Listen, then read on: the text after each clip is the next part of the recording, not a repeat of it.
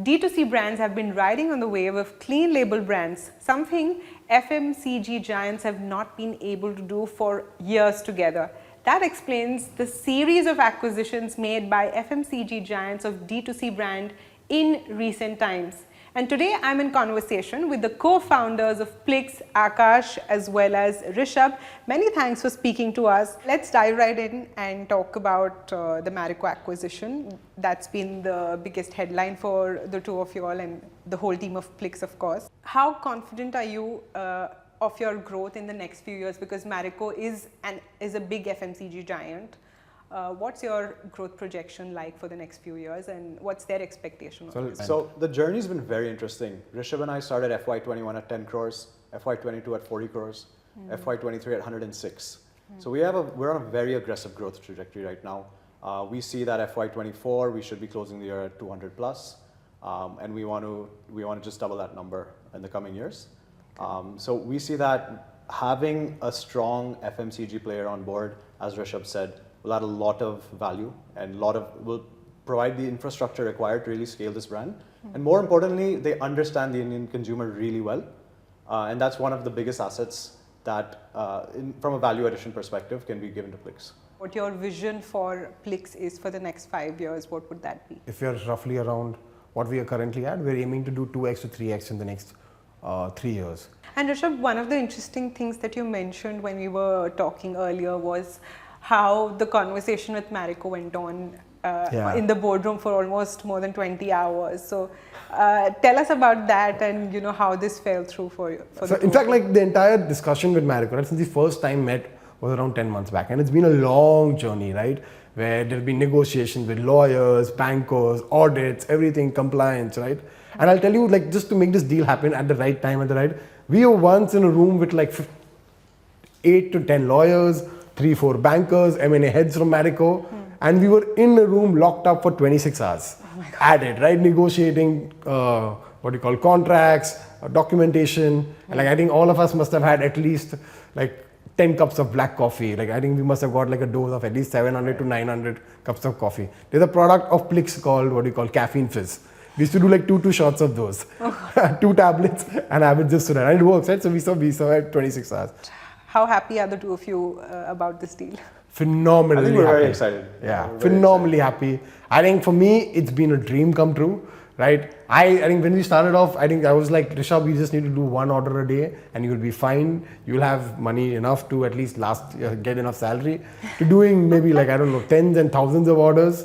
Yeah. I think we are phenomenally happy. For us, for me, myself, I saw a lot of M&A happening in the US markets with a lot of plant-based businesses. And I saw that there'll be a point in time where this can happen in India. And just given the fascination and the true belief I have on the plant-based lifestyle, I think it's great to see one of India's biggest exits and one of India's biggest partnerships with a large FMCG brand believing in the vision.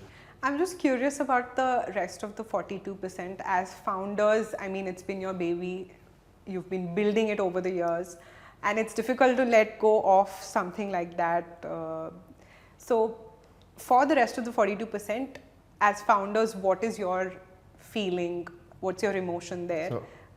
Do you want to give up the 42% or have a 100% acquisition by Marico, or do you expect just this to be at 58? No, so we'll talk more. So I think Plix has been a baby for us, right? Yeah. We've nurtured it with our knowledge, our time, effort, and grown it out to be a company which it is. But I think as a founder, me and Akash are aligned that over the next couple of years, the moment we hit our revenue milestones, Marico will be doing 100% acquisition of the company. The revenue target or the growth trajectory that you are expecting by say 2025, 2026, is that in line with the terms that they have set for you? It is. The milestones set are very reasonable. I think we will far outnumber it. Like we said, right? We plan to do like 2x to 3x from what we currently are at the next couple of years, and milestones set are pretty reasonable. Could you elaborate a little bit on the gross margins as well as the growth rate, and what do you expect it to be in the next few years? Right. So again, gross margins. Right. So gross margins, we hover around 70% plus. In fact, we're optimizing with our scale. We, as a D2C brand, We believe that having such gross margins are very critical to having strong fundamentals. From a growth perspective, we grew 4x in our first year, 2.5x in our year 2, and we're expected to grow roughly around 2.5x in this year. We're also well funded, we're well capitalized, and we foresee that with the categories we want to enter and having more penetration and depth in our existing product heroes, we definitely will be achieving this. Right. Let's talk about the industry on the whole in terms of health and wellness segment. How big is the opportunity in India, and what piece of the chunk do you want to acquire in the next few years? So the entire health and wellness industry, right, is what do you call capped at around $10 billion by 2025, right? Yeah. And it's been growing at a CAGR of roughly around 10 to 20%. Now, in that, the dietary or the nutritional supplements is around at 30% of that, right, which is around $3 to $4 billion. And that's where Plix is playing a major role, right?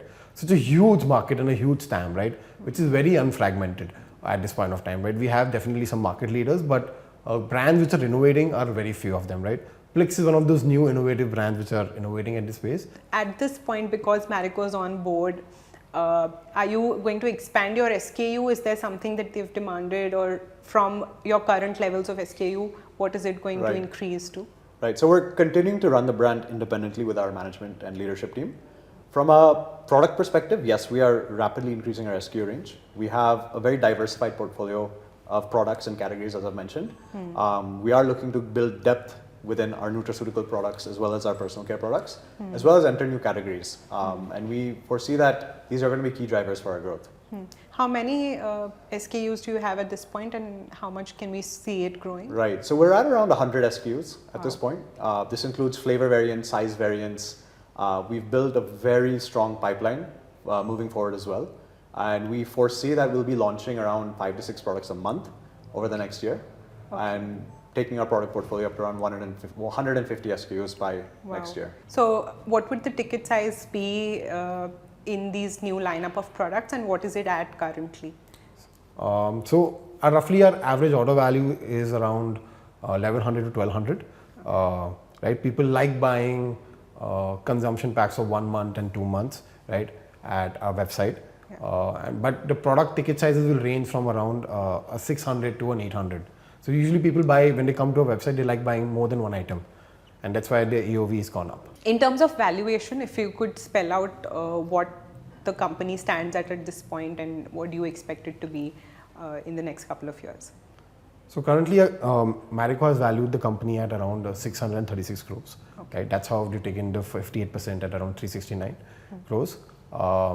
Based on how Plix scales up in the next 3 years, based on the revenue numbers we hit and our profit margins, there will be a certain revenue multiple assigned to it, which will decide our future valuation.